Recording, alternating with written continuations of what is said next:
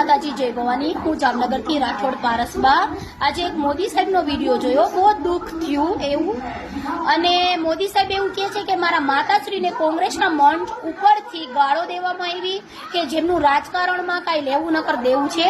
તો મોદી સાહેબ, તમને પણ એક વાત યાદ કરાવી દઉં કે જ્યારે તમે જામનગરમાં આવ્યા હતા ને ત્યારે અમારા બધા બહેનોના ઘરે પોલીસનો બંદોબસ્ત રાખ્યો હતો।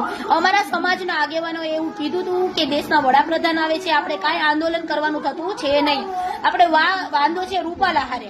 અને અમે એક માગણી રાખી હતી કે એની ટિકિટ રદ થાય, ત્યારે અમે ક્ષત્રિય અને બહેનો રોડ વચ્ચે ઢસાણા હતા, પોલીસને આગળ કરી દેવામાં આવ્યા હતા, અમારી માન, અમારી પાઘડીઓને ઉલારવામાં આવી હતી। એટલું જોરદાર આંદોલન થયું હતું અને રૂપાલાને ત્યારે કાંઈ પણ એકેય વાતની સજા ન મળી, ત્યારે પણ અમે માતા બહેનો રોયા હતા। તમારા માતાશ્રીને કીધું એનું અમને બહુ દુઃખ છે, જે કીધું હોય એને, પણ આ બધું રાજકારણ બંધ કરો તો સારું છે।